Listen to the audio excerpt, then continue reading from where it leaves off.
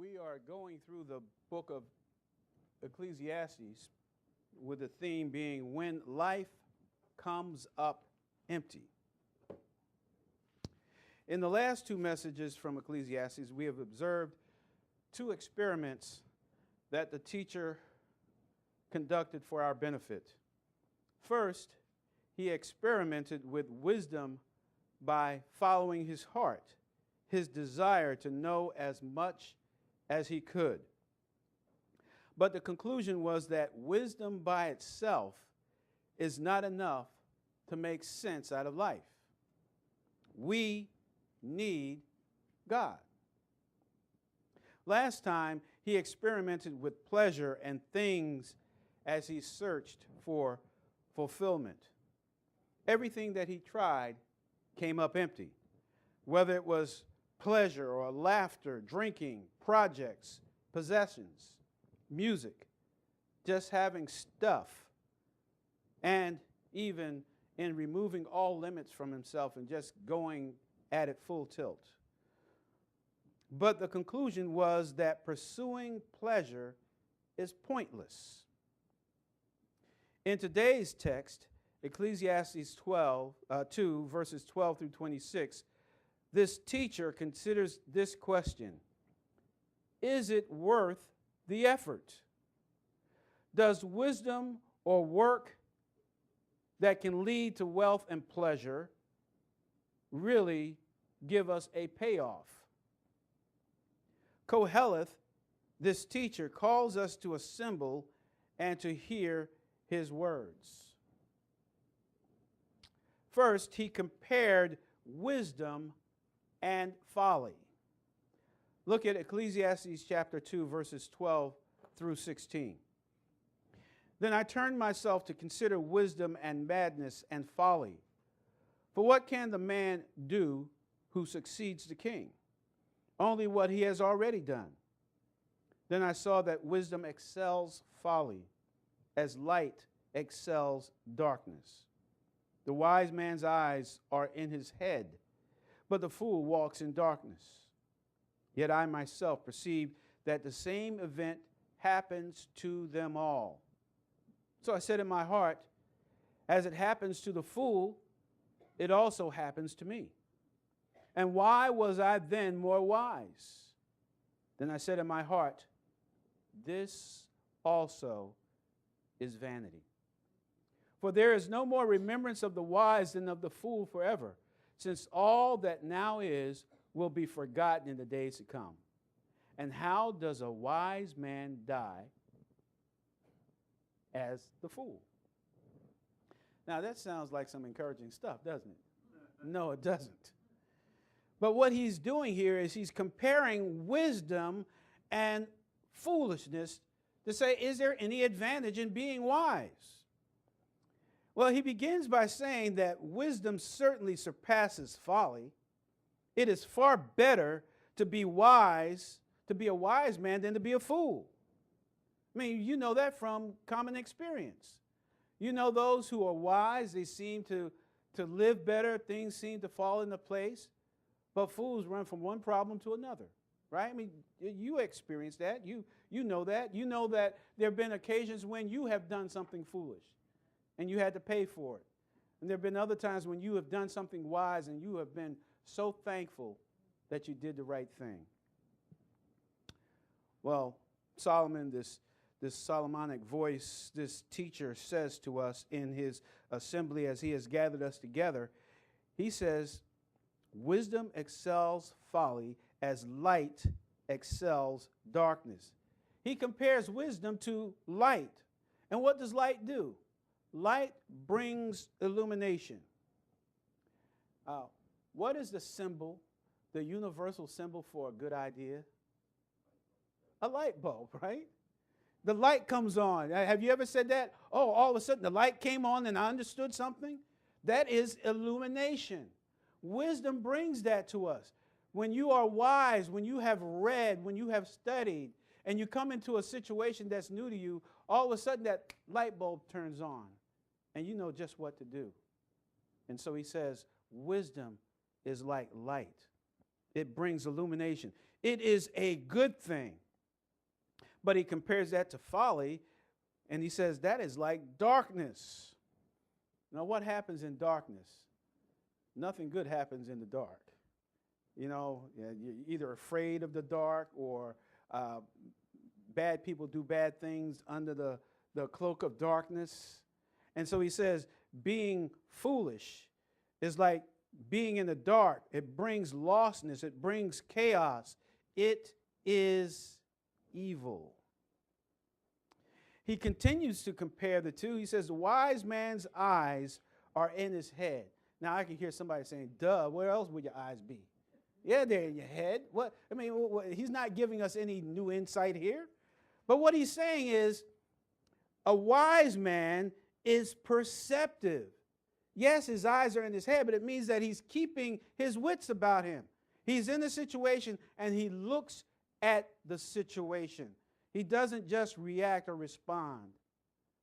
You know, some of us have that problem.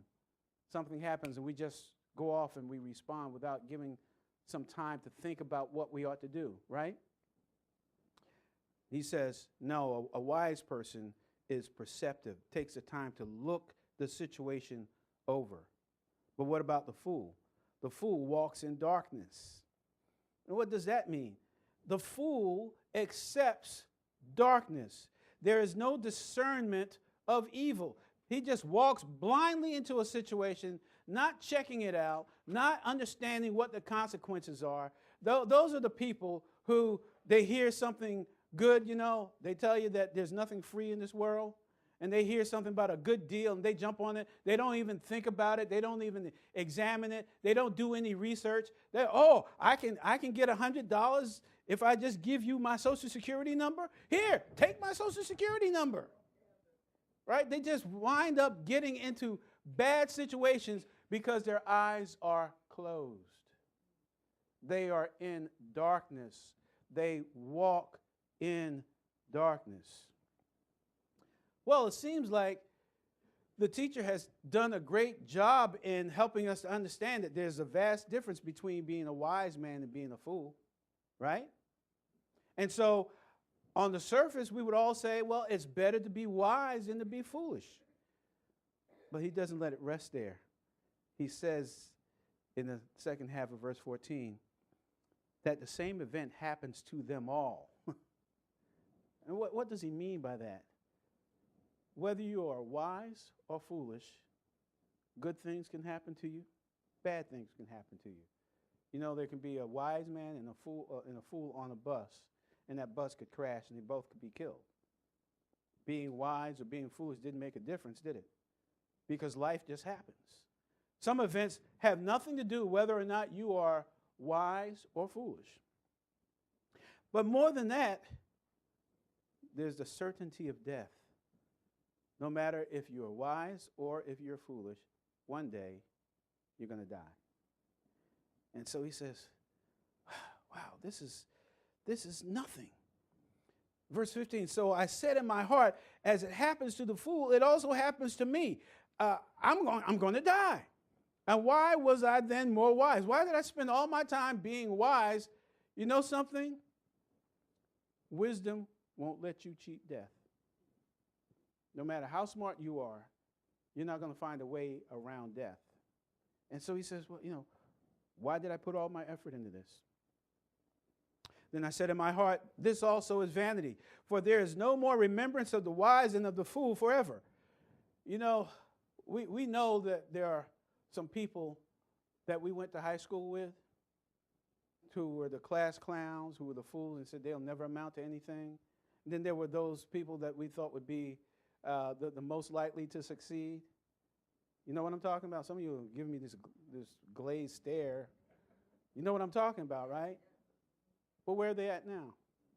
You don't even know. I know with Facebook and all this other stuff, you can try to catch up with people from 20, 30 years ago. But the bottom line is the things that you wrote in somebody's yearbook years ago, it really doesn't matter right now, does it? You know, whether they were wise or foolish, whether they were athletic or klutzy, it doesn't matter today. All that is in the past. And maybe somebody worked their hearts out to get straight A's, and today is unemployed.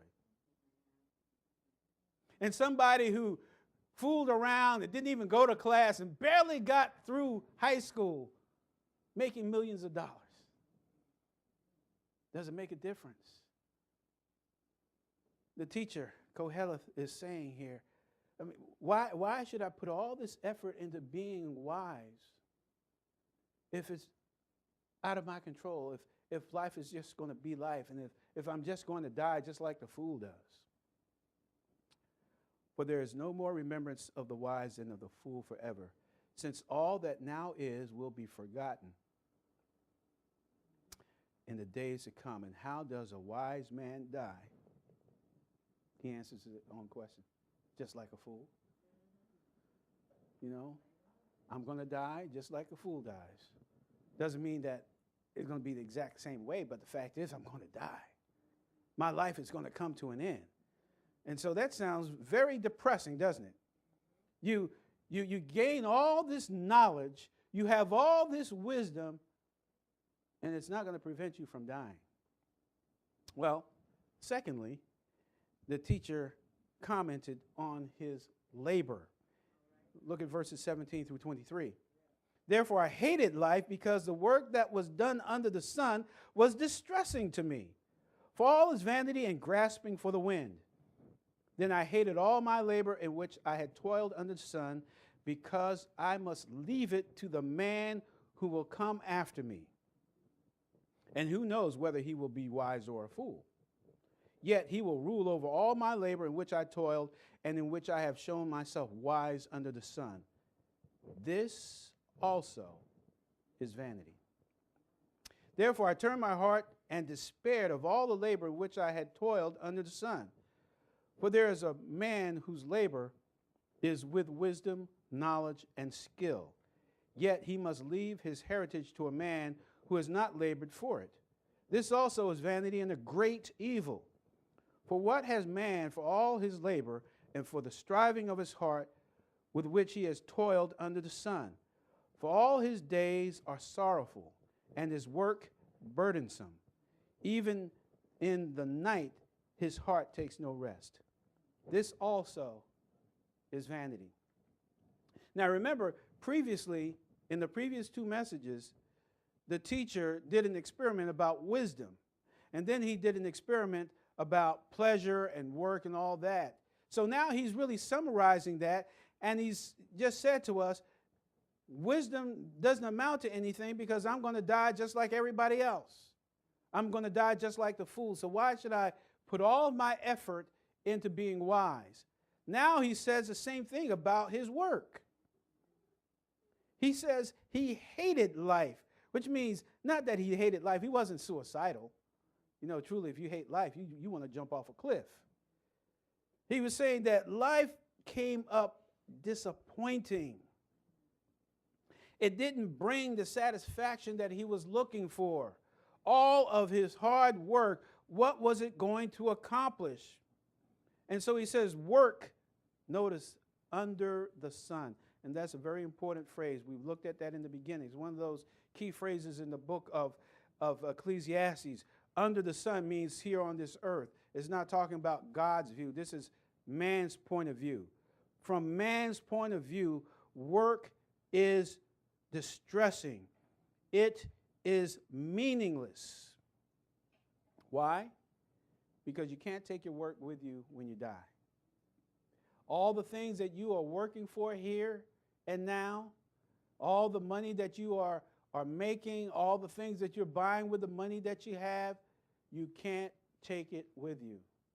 I remember an old pastor years ago used to talk about the clothes that they put on you when you die. You know, they put a nice suit on a man, and the pockets are sewn because there's nothing for them to put in the pocket. Well, you're going to put your jewelry and stuff in the casket with you? It's not going anywhere. You can't take it with you whether you're going to heaven or to hell. You're going to leave all that stuff behind. You can have all the nice things of the world, but they're not going with you. even though some people try to take it with them. All it's going to do is just decay in the casket with them. They can't take it with them. And so he says, life is distressing down here because I can't take my work with me. I'm going to have to leave it behind. I'm going to have to leave it to somebody else. And the big question is, what will he or she do with it? Some of you may not ever be rich, but you hope to leave something behind for others. But have you given any thought to what they might do with it? There's some people who stress out about that. There, especially those who are wealthy, and they have children that didn't do anything. I'm going to leave all my wealth to my knucklehead kids, and they're going to run through the money just like that. All this stuff, I worked for years to create this financial empire, and they're just going to run through it like water. And so they try to come up with some things in the will to keep their kids from wasting what they leave behind. My question to them is, what good is it going to do you anyway? You're gone. You leave everything behind, and what somebody else does with it, what impact is it going to have on you? It's not going to change your status. Either you're in heaven or you're in hell. And what they do with your stuff is not going to make a difference to your eternity. Yet some are so fixed, so concerned about that. And notice the teacher says just that. He says in verse 21, for there is a man whose labor is with wisdom, knowledge, and skill, yet he must leave his heritage to a man who has not labored for it. This also is vanity and a great evil. Notice he says it's a great evil to have to leave your stuff behind to people who are not responsible for the creation of that empire. They're not going to appreciate it. So why do all this? You're going to leave it behind to someone who didn't do the work. Will they appreciate it? Will they understand the effort that was given? Sometimes we stress over all the work that we did in the past. I started this. I organized that. I was at the beginning of this, and I went through all the tough times. And now we got over on the other side, and things are fine now. But I'm nearing the end of my life. Will those who come behind me appreciate all the effort that was put in to get to where we are today? Or will they just use it, abuse it, and take advantage of it and destroy it? All this work that I did. You see, the problem with that is you're trying to leave something behind with your name on it. You're trying to leave behind a monument to yourself. If you think like that, you will be disappointed. You will be distressed. You will be upset because people don't care. Don't you realize that? People don't really care what you did. They don't care about the past. They care about the present, the here and the now. And sometimes you want to tell the old stories. We don't want to hear that old stuff. Let the past stay in the past.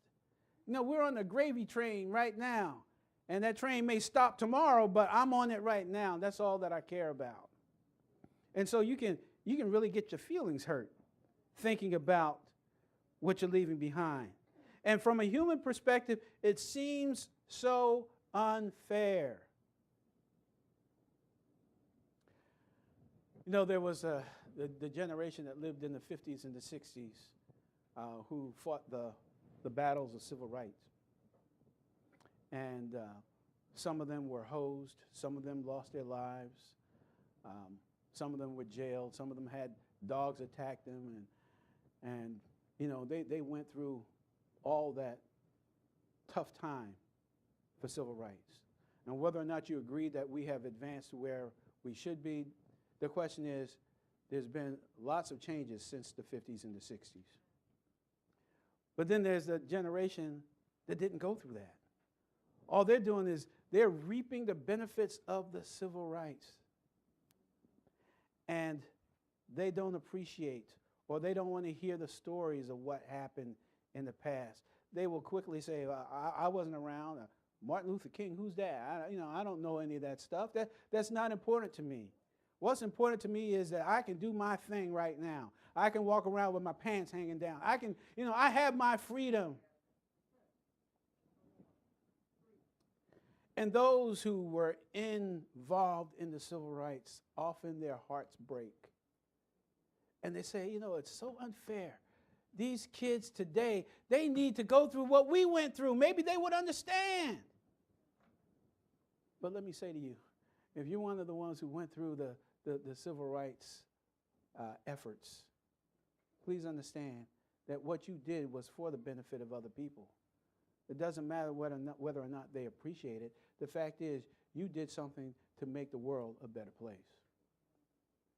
And so it is with the things that you do, the work that you do, the labor that you put forth, whether it's working for the state for 25 years or 30 years, and you've been able to have a nice house and nice cars, and now you're retired and you don't know how much time you have left, and you're looking at your kids, and you say, will they appreciate all this stuff that I've been able to gather with all the work and the sacrifices that I made? Well, you're asking the wrong question. It's not about whether or not they will appreciate it, but did you do the right thing for the right reason? That's really where it's at. And so, labor in itself becomes sorrowful and burdensome, and there's nothing to show for it when you die. You can't take your labor with you. So, what does the teacher say? Thirdly, he concluded that life should be enjoyed. Life should be enjoyed. Look at verses 24 through 26. Nothing is better for a man that he should eat and drink, and that his soul should enjoy good in his labor. This also I saw was from the hand of God. For who can eat, or who can have enjoyment more than I, or who can have enjoyment without him? For God gives wisdom and knowledge and joy to a man who is good in his sight. But to the sinner he gives the work of gathering and collecting, that he may give to him who is good before God. This also is vanity and grasping for wind. The teacher concluded that life should be enjoyed. Enjoy the good in your labor. But you can only enjoy the good by doing the right thing for the right reason. Even if it's not appreciated by man, it is recorded by God. He keeps the record. He keeps the score. By the way, who is your boss? God is your real boss anyway. You're working for him. So if you have an earthly perspective on your work, if you're thinking about what others will do, if you're thinking about what others will say, if you're focused on gathering and having stuff here, then you're not going to be rich toward God. Jesus says that we are to lay ourselves treasures in heaven, not treasures here on earth. And so by acknowledging work and enjoyment as gifts from God, we can enjoy them now, which means you're not thinking about what's going to be left behind. Your focus is to recognize that God has given you gifts. Work is a gift. You don't believe that? Do you remember Adam in the Garden of Eden? God gave Adam a job even before Eve was on the scene. He told Adam to take care of the Garden of Eden. That, my sisters and brothers, is work. He gave Adam a job, and Adam enjoyed the job. You know when work became a problem? After the fall. That's when work became a problem, and God said, I'm going to increase your labor. I'm going to make it uncomfortable for you. You're going to toil and you're going to sweat, and you're not going to get the same enjoyment that you would have if you had not sinned. And so for believers like you and me, we can enjoy the work that God gives to us when we have a heavenly perspective on what we do. If it's all about the numbers and the money and keeping up with the Joneses and all that kind of stuff, you're not going to enjoy work. But when you recognize that it's a gift from God that He has given to you to use for His honor and for His glory, then work, wherever it may be, will be a good thing. Then the pursuit of wisdom, whatever you might be doing, will be a good thing because you are having a heavenly perspective. But notice that he talks about God gives wisdom, knowledge, and joy to those who are good. Didn't Jesus say to the man who approached him and said, "Good teacher, tell me what I need to do to inherit eternal life"? And Jesus said, "Why do you call me good? There's no one good but God." You remember that? We have no goodness in and of ourselves. So what is the teacher's telling us? He is saying those who are good are those who have a right relationship with God. That makes you good, not because you are perfect, not because you are sinless, but because you have a right relationship with God. In God's sight, that makes you good because we have the righteousness of Jesus Christ put on our account because of what Jesus has done for us. But he says, sinners work to benefit those who are good.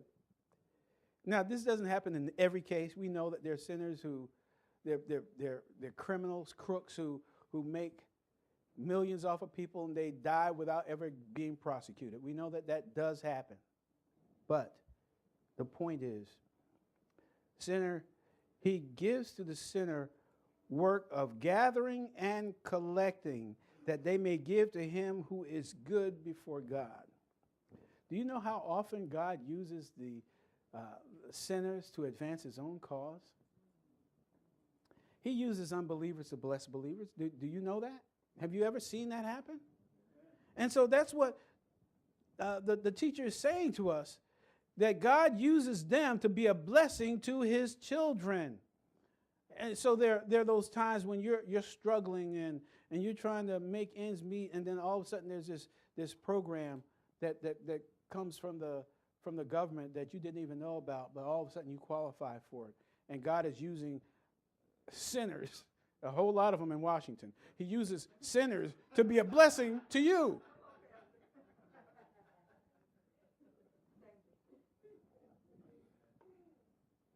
But obviously, this is emptiness for unbelievers.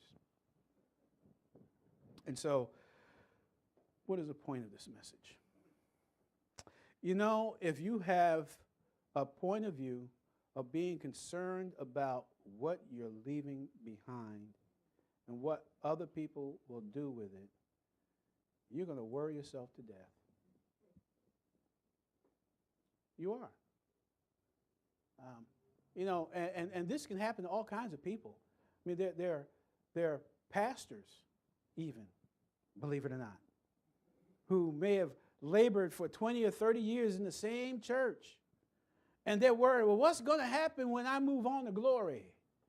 What are those people going to do? What's the next pastor going to be like? Is he going to undo everything that I did?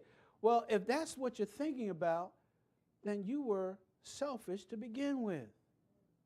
First of all, it's not your church. It belongs to Jesus Christ. It's his thing. What you need to do is focus on the labor that you have given in the Lord. Was my heart right? Did I do things to advance his kingdom? If I've done that, then it doesn't matter what happens after even if the church closes down. I've done what God has told me to do.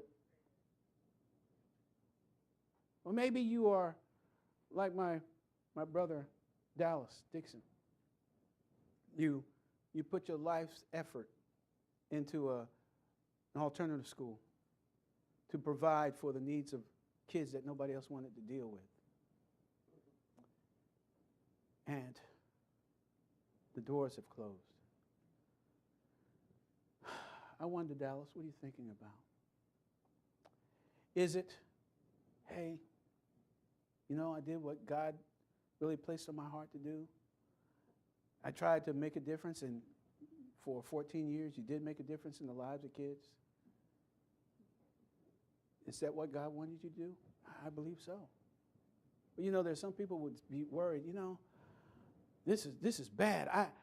I wasn't able to maintain something. What are people going to think about me? The school closed because of me. Or, what happened? I wasn't able to fulfill my dream. Well, was it your dream or was it God's dream? Things run through a cycle.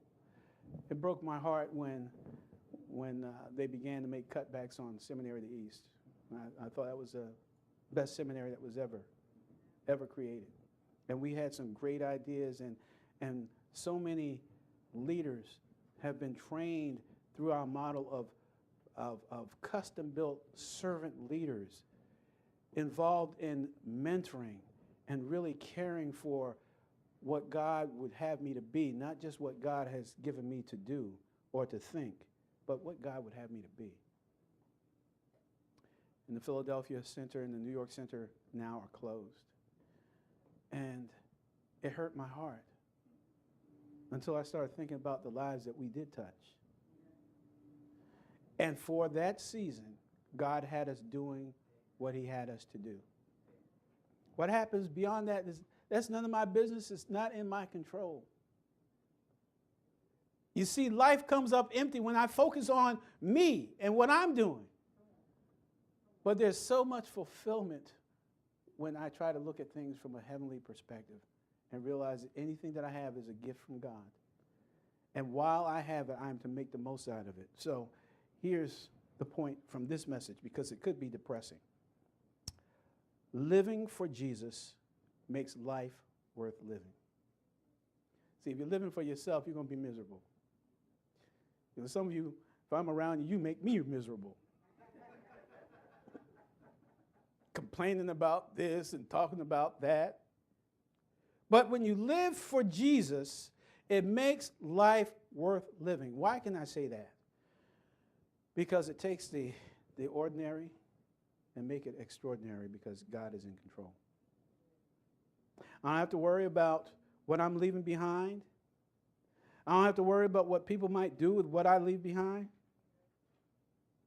All I have to worry about is that I live for Jesus.